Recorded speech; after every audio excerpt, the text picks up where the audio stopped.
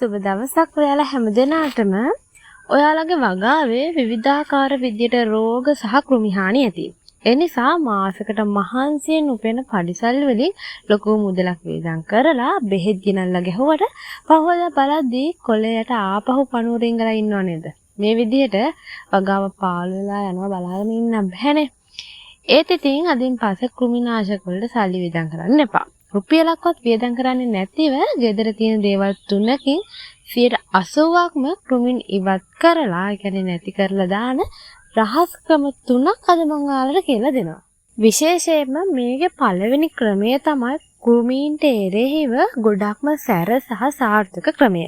Video එක අන්තිම වෙනකම් බලන්න. මේකෙන් ඔයාගේ වගාව බේර ගන්න හැටි මම හරියටම කියලා දෙනවා.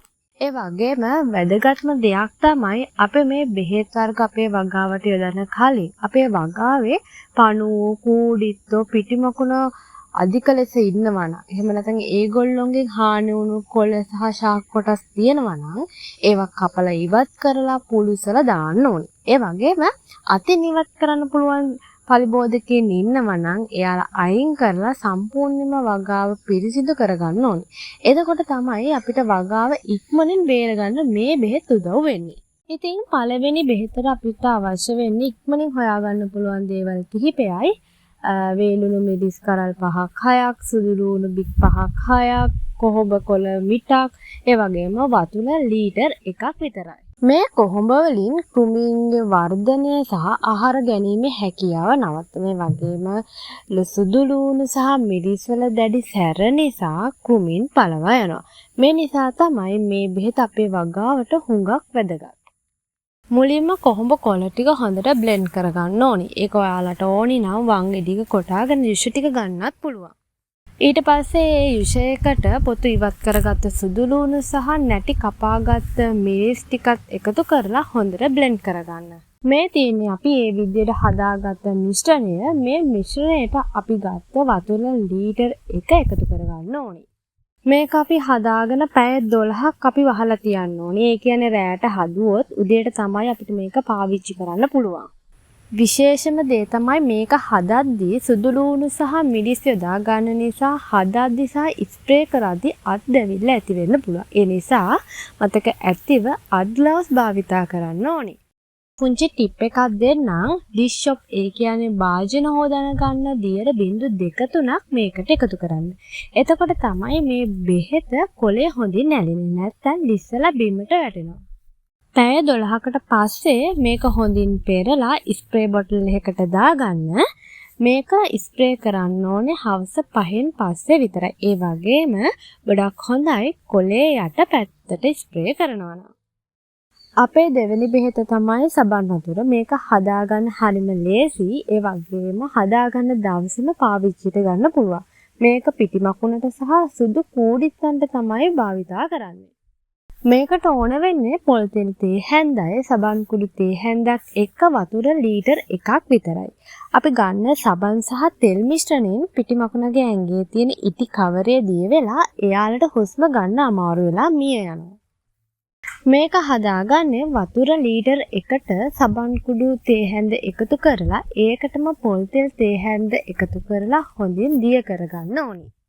මේකත් හොඳින් දිය වුණාට පස්සේ මම ස්ප්‍රේ බොටල් එකකට දාගත්තා. ඔයාලා මතක තියාගන්න මේක කවදාවත් අවුව තියෙන එක දවල් වෙලාවෙ ස්ප්‍රේ කරන්න නැහැ. කොළ පිච්චෙන්න පුළුවන්.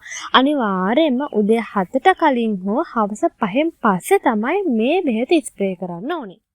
ඊළඟ විසඳුම තමයි ලිපේ අලු. මේ වැයින් පොළවේ ඉන්න ගොළු බෙල්ලන්ට සහ කූඹින්ට විසඳුම ලැබෙනවා. අපිට මේකට ඕන වෙන්නේ අලු මේස හැඳි 1-2ක් පමණ ප්‍රමාණයක් එක්ක වතුර ලීටරයක් පමණයි. මේක හදාගන්න හරිම ලේසි. මේකට කරන්න ඕනේ වතුර ලීටරයට අලු මේස හැඳි 1-2ක් පමණ දාලා හොඳින් දිය කරගන්න ඕනේ. මේක අපිට පුළුවන් ගහේ මුලට දාන්න. එහෙමත් නැත්නම් අපිට පුළුවන් කුඩා පැලයකට නම් අලු මේස හැඳි 1-2ක් වගේ ප්‍රමාණයකුත්, ලොකු ගහක් නම් අහුරක වගේ ප්‍රමාණයකුත් ගහේ වටේට තුනී ස්තරයක් විදිහට ඉහින්නත් පුළුවන්. මේ අලු වල තියෙන වියලි බව නිසා ගොළු බෙල්ල සහ බඩගාගෙන එන සත්තු කෘමීන් වගාව පැත්තටවත් එන්නේ නැහැ. ඒ නිසා වගාව ආරක්ෂා වෙනවා. මේ විසඳුම් තුනටම කිසිම වියදමක් යන්නේ නැහැ. ඒ වගේම කිසිම රසායනික වසක් විසක් එකතු වෙන්නේ නැහැ. ගෙදර හදන ක්‍රමයක් නිසා කඩේ විකුණන සැර බෙහෙත් වගේ එක පාරින්ම 100% ප්‍රතිඵල ලැබෙන්නේ නැති වෙන්න පුළුවන්. ඒත් පර්යේෂණ වලින් සහ අත්දැකීම් වලින් ඔප් වෙලා තියෙනවා මේවැයින් 60ත් 80ක් අතර ප්‍රමාණයකින් පලිබෝධකයෙන් පාලනය කරන්න පුළුවන් කියලා. ඒ නිසා ලොකු ව්‍යාපාරික වගාවකට වඩා අපේ ගෙවත්තේ මුලින්ම පණුව දෙන්නේ 3 දිනේ දැක්ක ගමන්ම මේවා යෙදුවොත් නම් මේකෙන් 100% සාර්ථක ප්‍රතිඵල ලබා ගන්න පුළුවන්. හැබැයි ලෙඩේ ගොඩක්ම පැතිරිලා තියෙනවා නම් මේ ස්වභාවික ක්‍රමات එක්ක තව ක්‍රම පාවිච්චි කරන්න සිද්ධ වෙන්න පුළුවන්. විශේෂම දේ තමයි මේ දේවල් ස්ප්‍රේ කරන්න ඕනේ සතියකට වරයි. ඒ වගේම ස්ප්‍රේ කරලා පැය 24ක් යනකම් ඔයාලගේ වගාවන් වල එළවලු කඩන්න එපා. ඉතින් ඔයාලත් මේවා හදලා බලලා ඔයාලගේ වගාවට ස්ප්‍රේ කරලා ප්‍රතිඵල කොහොමද කියලා අපිට කමෙන්ට් එකකින් කියන්න ඕනේ. තව විශේෂ දෙයක් මම මීට කලින් පුර අව සඳේ පිහිටි ගන්න වගා කරන්න හොඳ බෝග මොනවද? සඳු ඉන්න රාශිය අනුව වගා කරන්න ඕනේ කොහොමද කියලා වීඩියෝ දෙකක් අරගෙන ආවා. ඔයාලට මතක ඇතිනේ. ඒ වීඩියෝ දෙක තාම බැලුවේ නැත්නම් අනිවාර්යෙන්ම ගිහින් ඒ දෙක බලන්න. ඔයාලගේ වගාව තවත් සාර්ථක කරගන්න ඒක වැදගත් වෙන්න පුළුවන්. තවත් කෙනෙක්ට ප්‍රයෝජනවත් වෙන්න මේ වීඩියෝ එක ලයික් කරන්න, ෂෙයා කරන්න අමතක කරන්න එපා. තවත් අලුත් වීඩියෝ එකක් අරගෙන මම ඉක්මනින්ම දවසක ඔයාලා හමු වෙන්න නම් ඔයාලා හැමදෙනාටම සුබ දවසක්.